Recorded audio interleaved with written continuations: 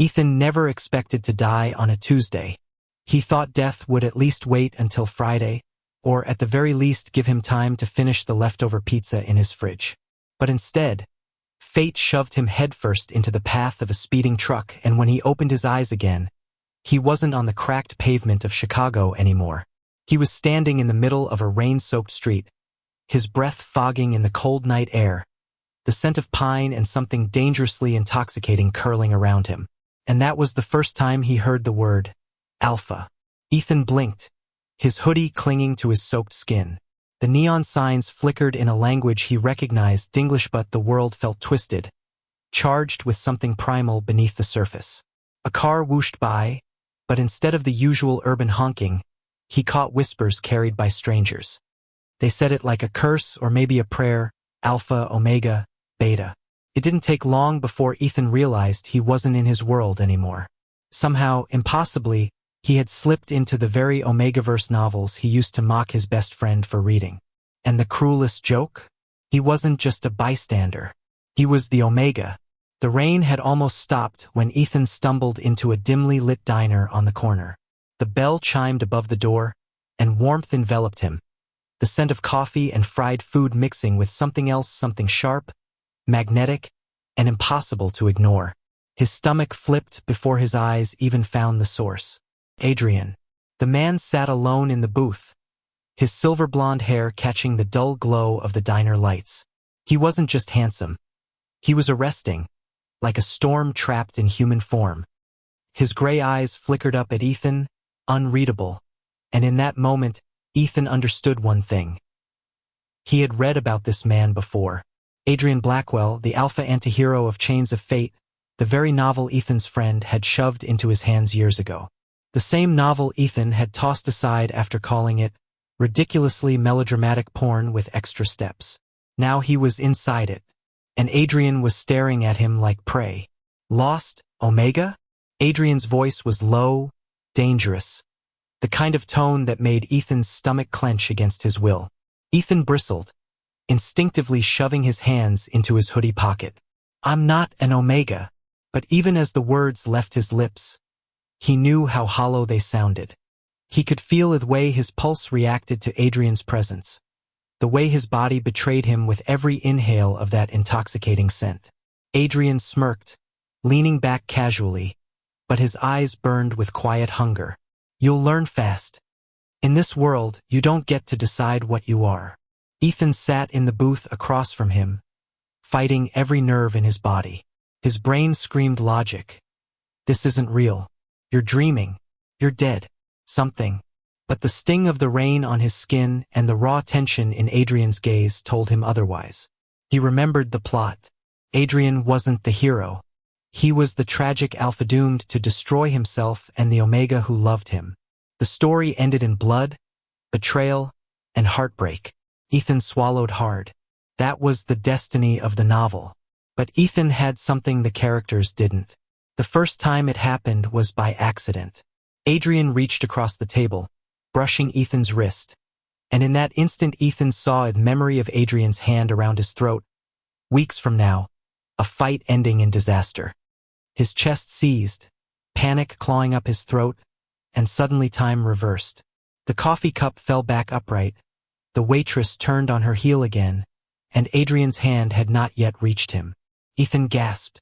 Power. A cruel gift. The ability to rewind time, only seconds, only minutes, but enough to alter fate. And in that realization, Ethan knew. If he was trapped in this story, he wasn't going to follow the script. He was going to save Adrian. The days blurred into weeks. Ethan found himself entangled in Adrian's orbit, no matter how hard he tried to resist. The alpha was magnetic, his presence a gravitational pull Ethan couldn't escape. Adrian's reputation in the city was dark, violent, feared, whispered about in bars and alleys. But Ethan saw cracks in the armor. The way Adrian lingered outside the diner long after Ethan left. The way his eyes softened when he thought no one was watching. And every time Adrian's temper snapped, every time his fists clenched too tight, Ethan rewound time. He saved broken glass from shattering, words from being spoken, mistakes from burning too deep. But power came at a cost. Every rewind drained him, left his chest aching and his body weaker. He couldn't keep it up forever. And the more he changed, the more the story resisted. Scenes Ethan remembered from the book warped into something new. Characters turned on him, events twisted, like fate itself was trying to snap back into place. And yet, in the quiet moments, when Adrian's hand brushed against his as they walked down the street, or when their eyes met across a crowded room, Ethan felt something blooming, something real, not just survival, not just rebellion. Love, why do you keep looking at me like that? Adrian asked one night, his voice raw, almost breaking. They stood on the rooftop of an abandoned building, the city lights burning beneath them. Ethan's heart pounded, the cold air stinging his lungs. Because you're not the monster they say you are. Adrian laughed bitterly, but there was no humor in it. You don't know me. I know enough, Ethan whispered, stepping closer. He hesitated, then reached for Adrian's hand. For once, he didn't rewind, didn't run. He let the moment stand. And I know you don't deserve the ending this world is trying to give you. Adrian's eyes searched his, something vulnerable flickering there.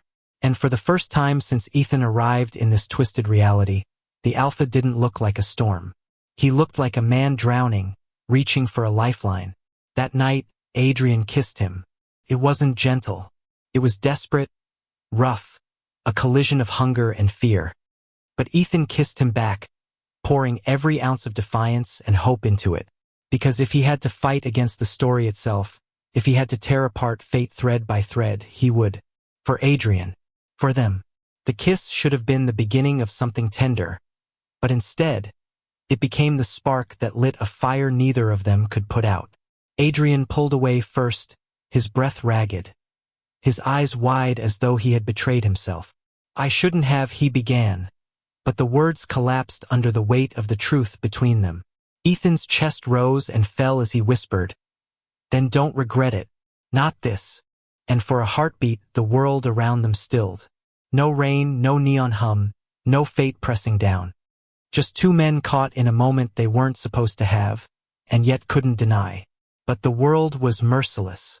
The next day, Ethan learned just how far the story would go to snap them back onto its rails. The syndicate, the violent pack that Adrian had once led and betrayed, came after them. Streets burned, alliances shattered, and Ethan felt the crushing pull of destiny. He knew this arc. In the original novel, this was the beginning of Adrian's downfall. Only now, Ethan was there, standing shoulder to shoulder with him. Adrian fought like a man with nothing left to lose, claws bared, voice a snarl. And Ethan rewound time again and again, saving him from bullets, knives, betrayal. Every rewind felt like tearing strips from his soul, his body trembling more violently with each one. You're killing yourself? Adrian growled, grabbing him by the shoulders after yet another loop, his hands shaking with barely contained rage and terror. What the hell are you doing to yourself, Omega? Ethan swallowed, his lips pale, his voice a whisper. Keeping you alive. The truth came out one night, when Ethan could no longer hide the toll his power was taking. He collapsed in Adrian's arms, fever burning through him, body trembling as if his veins were filled with fire. Adrian carried him to safety, hands clumsy with desperation, his usual control shattered. He sat by Ethan's side, refusing to leave, his gray eyes rimmed with red. When Ethan finally stirred, Adrian whispered, "What are you?" Ethan hesitated, but he was too tired to lie. "I don't belong here. I come from somewhere else. In my world, you're just a character in a book. A story doomed to end in tragedy. But I can change it. I can turn time back." Adrian froze. His jaw clenched, his grip tightening on Ethan's hand as though afraid he might vanish. "So every time you saved me, I paid for it," Ethan admitted. "With myself. But I can't stop. I won't."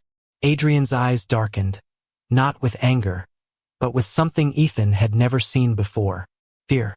"You'd destroy yourself for me?" Ethan's throat ached as he forced the words out. "I already have.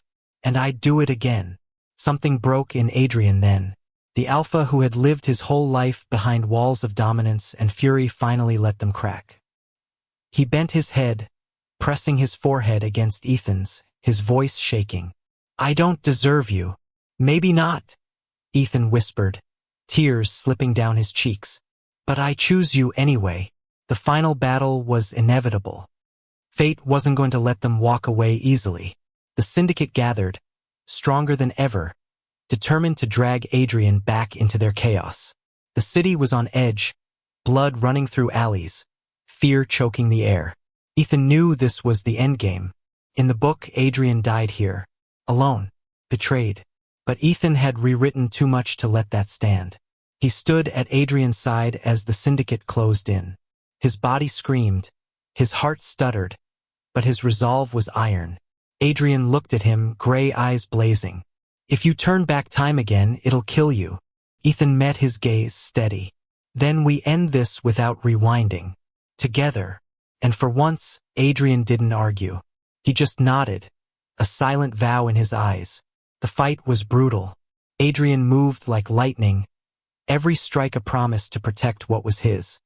Ethan fought too, not with claws or fists, but with cunning, with the knowledge he carried from a world that had already played out this tragedy once before. He dodged, he warned, he shielded Adrian when he could. And when it seemed like the syndicate would overwhelm them, something shifted. Adrian roared not as a beast, not as a monster, but as a man claiming his own destiny. His pack bonds shattered, his enemies scattered, and in that chaos, Ethan saw it. A thread of fate snapping. For the first time, the story bent in their favor. When the dust settled, Adrian stood bloodied but unbroken, Ethan clinging to him with what little strength he had left. The city was quiet, the syndicate defeated, and for once, there was no shadow of doom looming over them.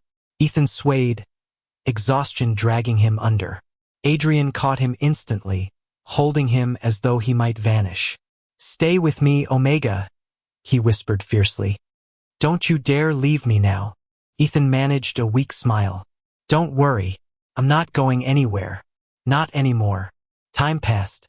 The city healed. The chaos faded into whispers of the past. Ethan never used his power again. He didn't need to. The future was no longer a script written in tragedy. It was unwritten, waiting for them to carve it together. Adrian changed too. He wasn't the feared alpha of the syndicate anymore. He became something else, still sharp, still dangerous, but softened at the edges. His shadows illuminated by the light Ethan refused to let him lose. And Ethan? For the first time in his life, this life or the loss that wasn't running. He was home. One evening, as the sun dipped low over the skyline, Adrian pulled Ethan onto the rooftop where it had all begun. The city sprawled beneath them, golden in the fading light. Adrian turned to him, jaw tight, as though the words were knives in his throat. "I don't know how to say this right. I've never been good with this." He gestured helplessly between them. "But you're everything. The only thing I'd fight fate itself for. And I don't ever want to let you go." Ethan's eyes filled, his heart aching in the best way. He reached up, cupping Adrian's cheek. "You don't have to let me go. I'm here. Always." Adrian leaned in, his lips brushing Ethan's in a kiss that was nothing like the first. This one was slow, tender, a vow wrapped in warmth. And for once, there was no rewinding, no fear, no doom. Just love. They stood together, the Alpha and the Omega, the storm and the light, not bound by a story written long ago but free to write their own. And Ethan knew, deep in his bones, that he hadn't died that Tuesday. He had finally begun to live. Thank you for listening. Don't forget to like and subscribe to stay updated with the latest videos.